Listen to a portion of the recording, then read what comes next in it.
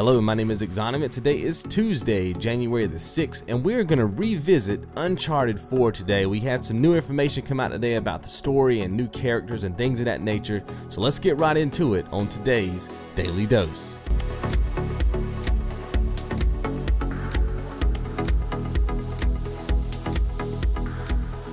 Alright guys, back in episode 4 of the Daily Dose, we talked about Uncharted 4, we talked about the stealth mechanic that they had added into the game, and before we get into all the other stuff I want to talk about in today's show, I just want to say thanks for the comments. I did not even consider his age possibly being a factor in why they have added the stealth mechanic. Never even crossed my mind, right? Didn't even think about it. So all of you guys hit me up in the comments.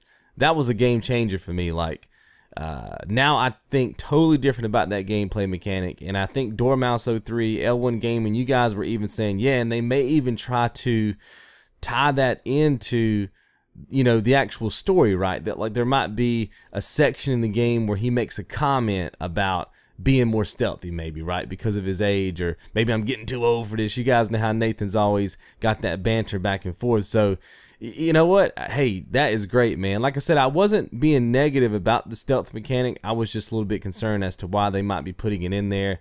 We've seen this before with developers, right? Where they'll start putting mechanics into games because other games are doing them, and they'll do them very loosely, and it throws off the balance of the game. And obviously, I trust Naughty Dog with a lot, but I was just kind of concerned because I think one of you guys mentioned this too. They're coming off The Last of Us, and obviously that was a very stealth-based game. And so I didn't want that to bleed too much into this game, right? So thanks for the comments. That, like I said, those are discussion type videos where I really want to get feedback from you guys, and you guys knocked it out of the park, son.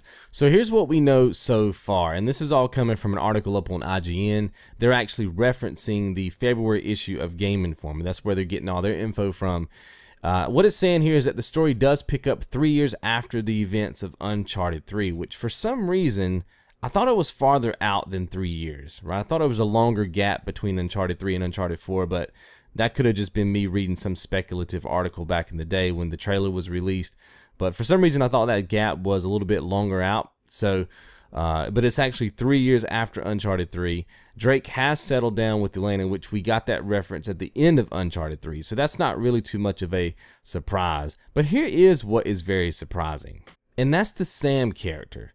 Now, it's been a long time since I've played, you know, 1 and 2 of this game. Obviously, I played Uncharted 3 for you guys for the channel, but that's still been a very long time, right?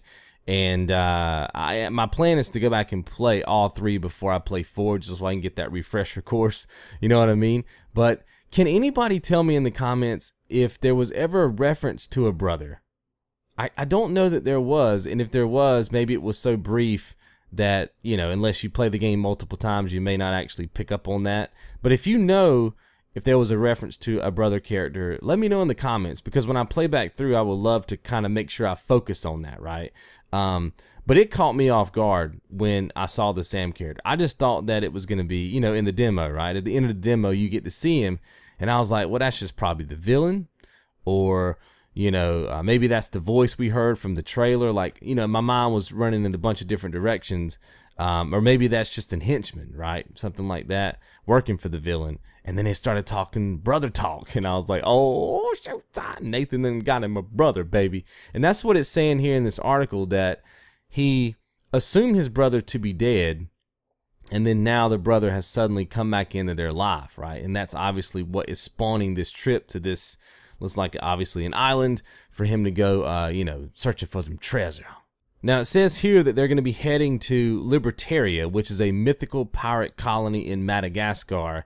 They also make note that the entire game will not take place there, though, which is pretty cool. So I don't know if they're going to reveal more of those locations prior to the game's release through trailers, or if that's just going to be a surprise. I kind of hope it's a surprise. I really do. I hope they don't give us all those locations, right, prior to the release of the game. But there probably will be screenshots or even a trailer for them. But I may try to avoid those. I don't know. Like, I'm happy with what I've seen so far, to know that I definitely am going to be interested in the game and that sort of thing with just the jungle environments. But I may just stay away, right, and let all those new locations be a surprise. They also talk about 2 more characters that they're going to be introducing in the game, which is Rafe and Nadine.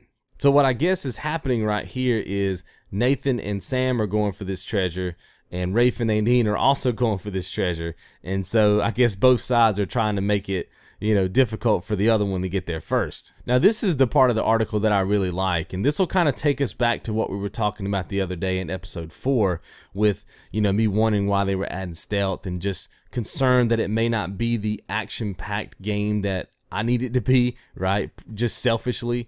But this is what Naughty Dog says, referencing that.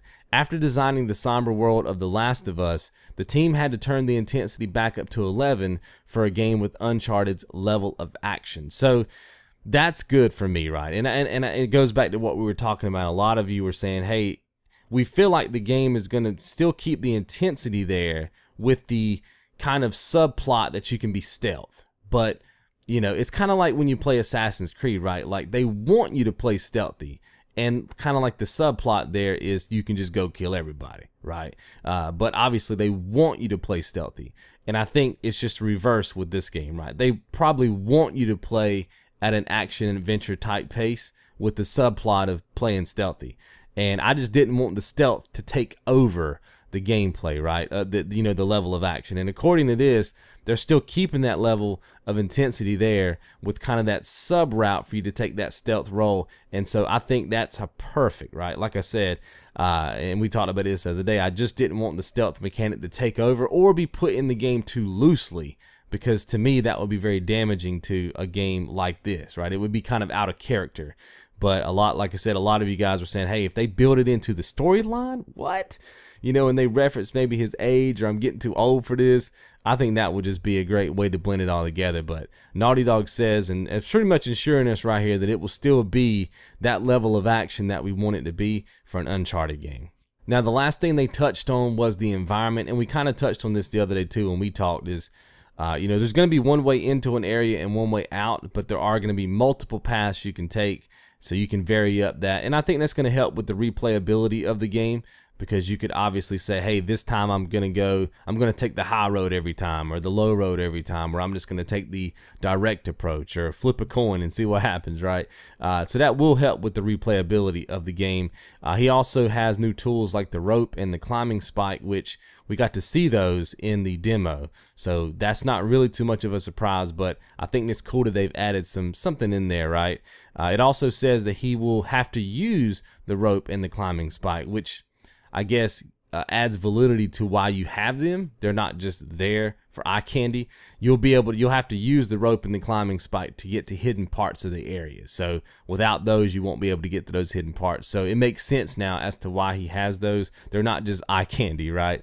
And of course, we did see the rope in the demo where he was swinging off a ledge and then he landed on a guy and like punched him in the face. So you'll be able to use the rope too for combat, which is something new, something fresh for the series. So that's it, guys. That's the update we have right now for Uncharted 4. I just wanted to touch on that because we did talk about it the other day, and I also wanted to say thanks for everybody who hit me up in the comments, because it just made sense, man. After you guys started talking in the comments, oh baby, my mind started clicking, son. I was like, oh shoot, if they build this into the story, man, it's gonna be epic. So, and hopefully you guys have enjoyed today's show. I'll see you right back here tomorrow.